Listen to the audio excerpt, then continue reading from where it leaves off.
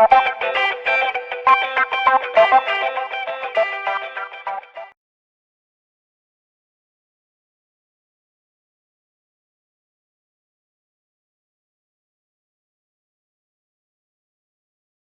war in Ukraine has now gone on for a week.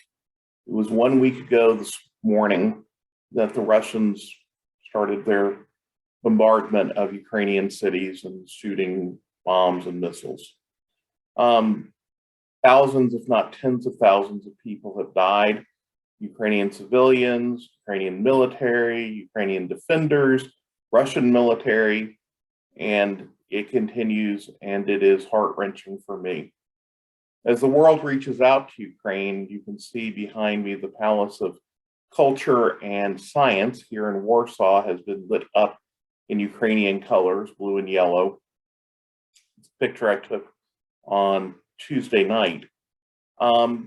We continue to have a great deal of sympathy and heartfelt wanting and support for the Ukrainians. But it's very hard in the current climate of the world to know exactly what to do in order to really aid the Ukrainians, which requires military support. I know you've probably all seen on the news these long convoys making their way towards Kyiv. And some of the weapons they have on there is a fire cannon that can be shot into buildings and literally absorb all the oxygen, therefore suffocating the people inside and then incinerating them. Sounds like an absolutely horrific way to have a war perpetrated on civilians. We know that the Russians do not have a well-disciplined force. That may be to the better effect because maybe they will not fight the Ukrainians as roughly as they would otherwise, but it may mean that they're rougher. And so there's so many questions right now, and so much that I really never thought would happen. And as I look at the Ukrainian situation from Poland, I feel very helpless. And I think a lot of Americans probably feel this way too. I mean, I would like to be there to help somebody in some way. Now, if you look at me, I'm not going to make a very good soldier. I'm not going to be able to fight Russian invaders. But I wish there were more that I could do.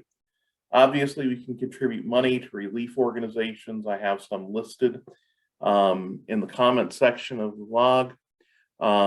We know that the Russian military has had successes in southern Ukraine down along the coast of the Sea of Azov. They may continue and have more successes in an advancement along the Black Sea, moving towards Odessa. Many strategists thought that might have been their original intention, was to occupy the south of Ukraine. But it's obvious that they're laying siege to the city of Kyiv at this point.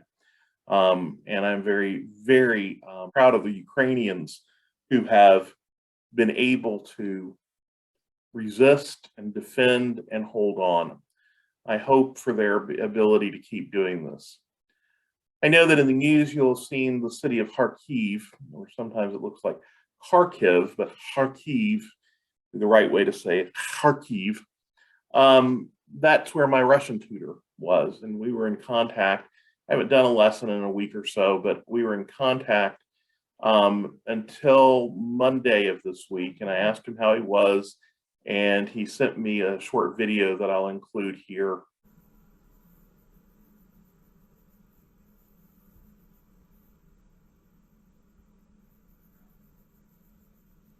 A Russian soldier in front of his apartment.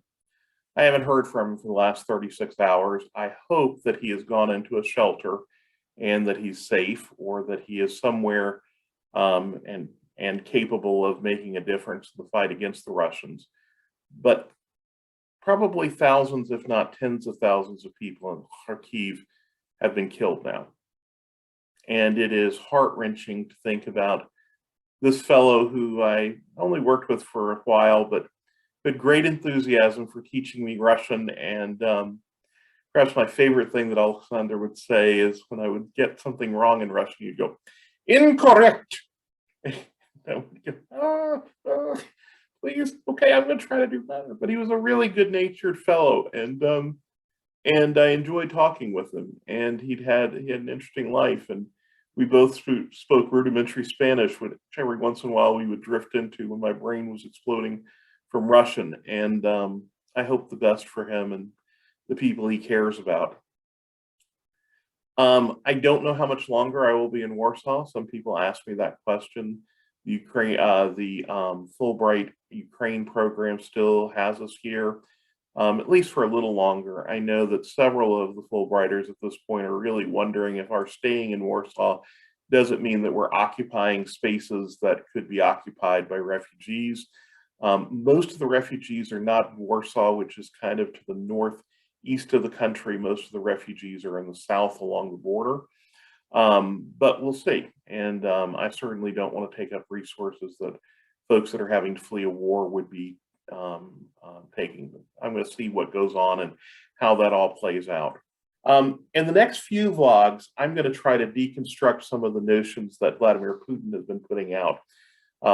This crazy notion that he needed to denazify Ukraine. I've talked a little bit about the Ukrainian insurgency army before. I'll talk a little bit more about them and try to deconstruct this claim and give you some understanding of what the truth is behind the claim. There is some evidence that might be able to be misconstrued in that direction, but I will tell you, the Nazis have not taken over Ukraine in any way, form, or fashion. And in fact, Russian bombs have been hitting places that are considered shrines to the Jewish population who suffered so much during World War II in Ukraine. And I'll try to explain more to you about the nuances of that.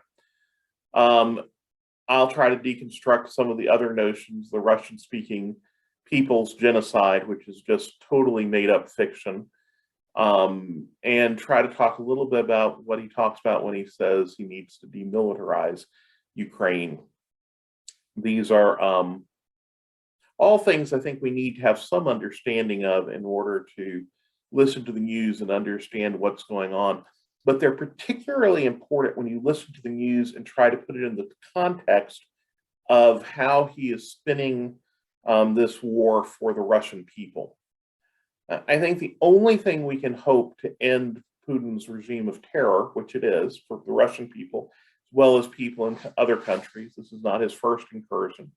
He's very involved in the manifold suffering of the Syrian people in recent years. He's invaded Ukraine in the past. He's annexed Crimea. He's invaded Georgia and came to power under two bombings that are largely thought to have been false flag operations so that he could consolidate his power in 1999 and 2000.